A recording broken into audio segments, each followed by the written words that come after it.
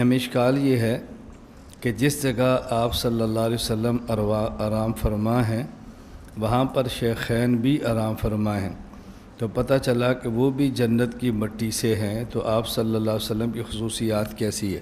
دیکھیں، ہمارا عقیدہ ہے کہ تمام انبیاء علیہ السلام معصوم ہیں۔ اللہ تعالیٰ نبی کو گناہوں سے بچاتے ہیں، لیکن اس کا معنی یہ نہیں ہے کہ انبیاء کے علاوہ کسی اور کو نہیں بچاتے۔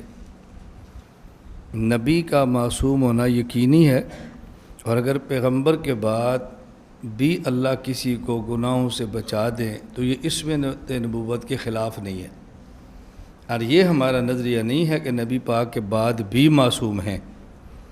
اسی طرح یہ نظریہ تو ہے کہ نبی جس مٹی سے پیدا ہے وہ جنتی ہے، پیغمبر کے علاوہ کسی اور کو بھی اللہ اس مٹی سے پیدا فرما دیں تو یہ نبوت کا جنت کی مٹی سے پیدا ہونا اس کے خلاف نہیں ہے۔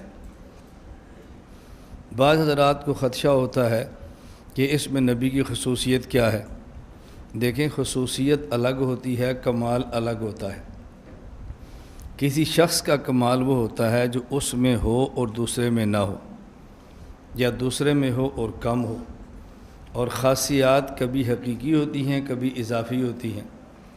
حقیقی خاصیت وہ ہوتی ہے جو اس میں ہو اور دوسرے میں نہ ہو، اور اضافی کا معنی کہ یہ خصوصیات بعض کے اعتبار سے ہیں، البتہ اگر کوئی بعض اس میں اور بھی شریک ہو جائے تو یہ خصوصیات کے خلاف نہیں ہے۔